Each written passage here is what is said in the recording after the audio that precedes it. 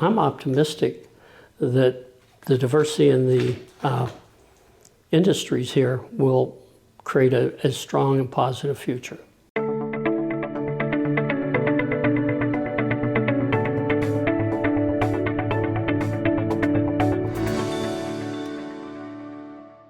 "40 Years of the Business Journal" is sponsored by Compco and these participating sponsors. When I went in the service, I was working at Republic Steel at the time.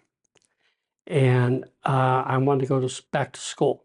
And because of the mill and working 3 shifts, it was difficult to be able to do that. So I went, and Vietnam War was going.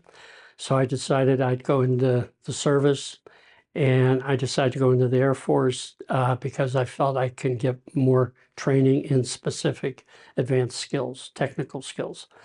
And I always in interest in technology. So I turned around, and when I went in the service, one of the first questions was, would I be afraid of being on top of that telephone pole with hooks? And I said no. And so that was the first right answer I gave. And then I went into extensive training in the communications industry through Western Electric.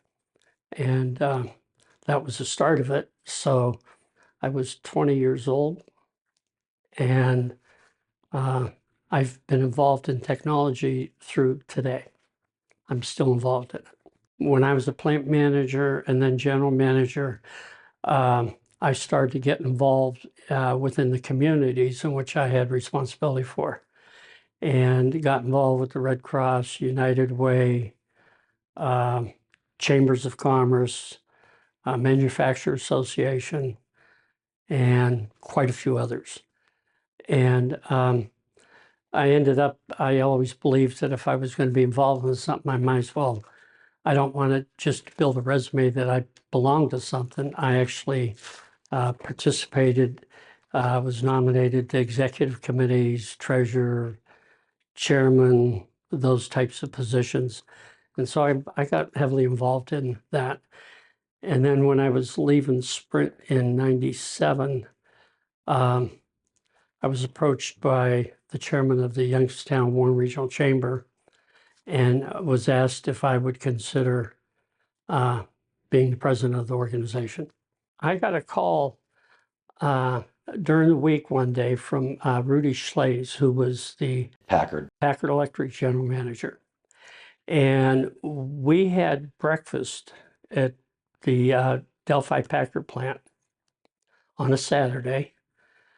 And there were a number of the banking presidents there, the head of General Motors Lordstown, and the discussion centered around the fact that we're all writing checks. I was with the phone company then.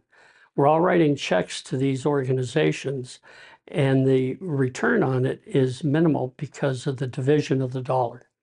There's a dollar going to each one of these organizations, 5 organizations, versus one organization getting $5. And so that philosophy was shared that morning for breakfast. And it was the conclusion of that breakfast is we felt that we should start socializing, bringing all of the business units, i.e. the economic development was funded by business, the chambers were funded by business. And so the discussion centered around, let's get the business organizations together and establish one organization to service business. I had an opportunity, we were centralizing, Sprint was centralizing the various disciplines. Being a general manager for the east side of Ohio, I had all the disciplines reporting to me. And what we were doing is we were specializing in each of the business units. So they wanted me to go to be a vice president in Kansas City over one of the disciplines, and I thought it was going to be boring because I'd been a generalist in many of the areas. And so I decided I was going to leave. I had a nice package to leave, and I was going to start 2 companies. And I did start one, and it's still in existence, and I still deal with that. And the other one, I built the case, but I just didn't have the time because the chamber did consume me.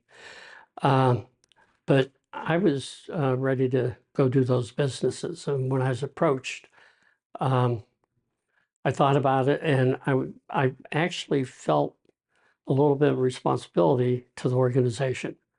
I was one of the people that sat at that first meeting and participated through the consolidation. Then I was the first chairman of the organization once it was merged together. And so I felt a personal obligation to make it successful. And the presidents, to their credit, did a good job of bringing it together. But it doesn't take long, George, to even look at it today in this environment in mergers and acquisitions to see management transition over a period of time.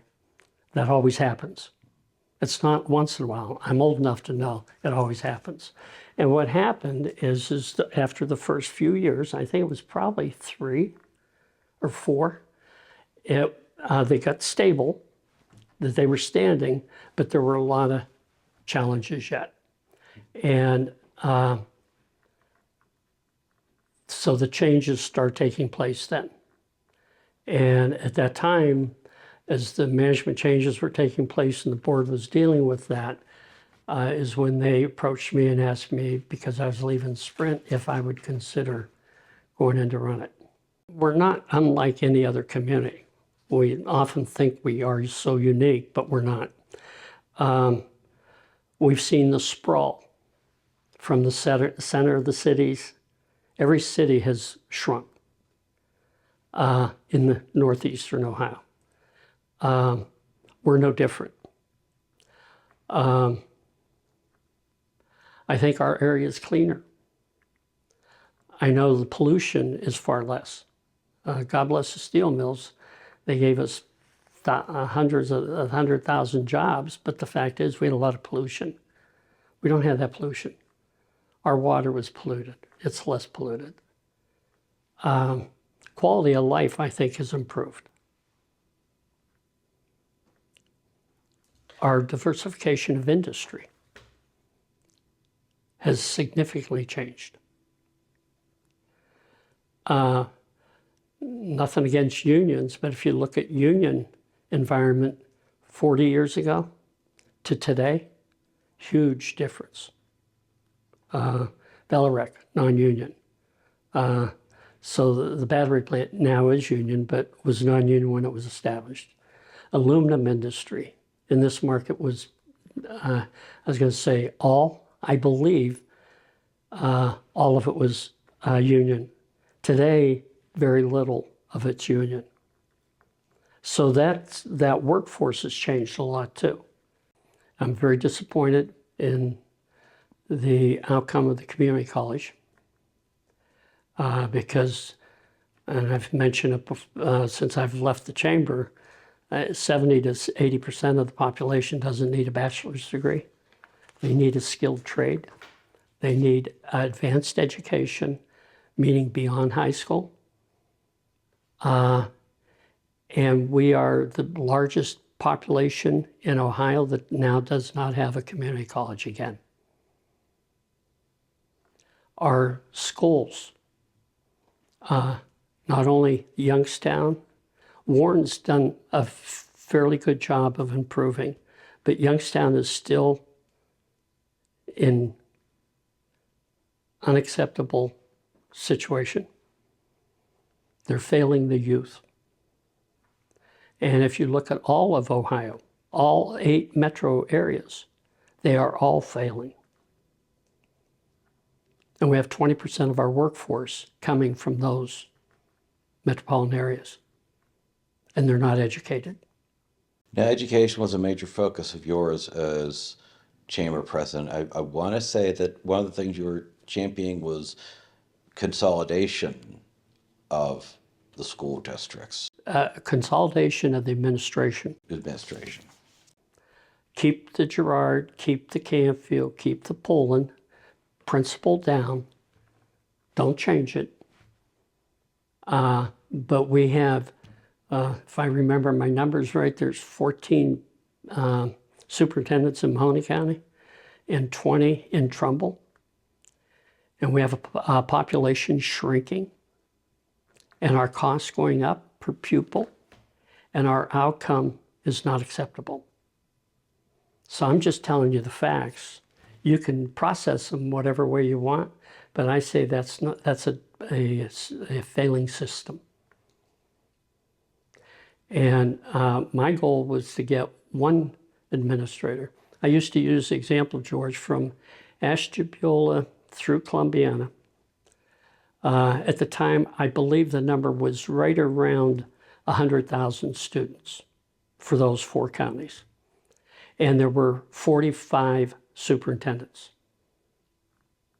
45 superintendents, 100,000 students. In Fairfax, Virginia, there's 195,000 students, and there's 1 superintendent. Do the math. I'm still strong in education because it's the foundation.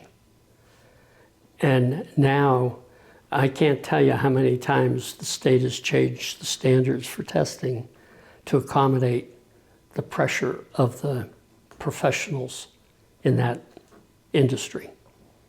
And it is an industry. And it's the livelihood of industry. And if you don't have a good, strong, highly educated population, and that doesn't mean college, that means strong education for the environment in which we live, manufacturing. We need people to put nuts and bolts on and to do the welding and do the fitting and to do all of those things that manufacturing does. We need that. One thing I would like to see that I was never successful at, I used to use General Motors as an example. In General Motors, in the early 2000s, we had 22,000 robots in that plant. And I kept trying to get people to focus on robotics for this market because healthcare is using them now. They'll do surgery with a robot. Factories, look what's going to happen with the chip manufacturing. You see a lot of people sitting there, but you also see a lot of robotic. And I really think that we ought to be trying to focus on robotics. We kept leaning towards it, but we never quite got there, in my opinion. I know the community is trying to focus on retention of its population and attraction of new population. But I see it as a challenge because usually people of higher education that are trained in specific skill areas usually go where those jobs are. So if you take the doctors of the world and you look at the opportunities that they would have, or if you look at an engineer and you look at the opportunities they have them here, but they also have them all over the country, and the cost of living is great here, but the salaries are reflective of the cost of living. So they could make more money if they go 50 miles away. So I think that's going to create a challenge for us. On the positive note, we still sit right in the middle of Pittsburgh and Cleveland. So our opportunities are still there. I always used to tell people, they would say to me, you know, this place is terrible. There's no jobs. But I know for a fact that at the time I was involved with numbers, we had over 250,000 different jobs here. So what job do you want that's not here? Which pushes back a little bit to the person that's saying that, but it makes you think a little bit, well, I guess there are a lot of jobs here. What do I want to do in my life? And then if you expand that further to the Pittsburgh-Cleveland market, the higher the job, when I talk about engineers or you talk about CEOs or vice presidents, whatnot, all of those people will be glad to drive 1 hour for the money they make. 1 hour up, 1 hour back, or 1 hour down, 1 hour back, it's worth, and they usually they're well paid enough that they have a vehicle they don't have to worry about. I am optimistic about the area, and I'm most optimistic because of one main issue, and that's what I said before about diversity in the environment we work in now. Metals, plastics, aluminum, of course aluminum, steel in the metals, distribution. We have, if you look at the community as a piece of art, there was just one spot on it, and that was all steel. Now, if you look at it, we have all types of industry in this market. Technology's here, manufacturing is still here, still strong. So I'm optimistic that the diversity in the industries here will create a strong and positive future.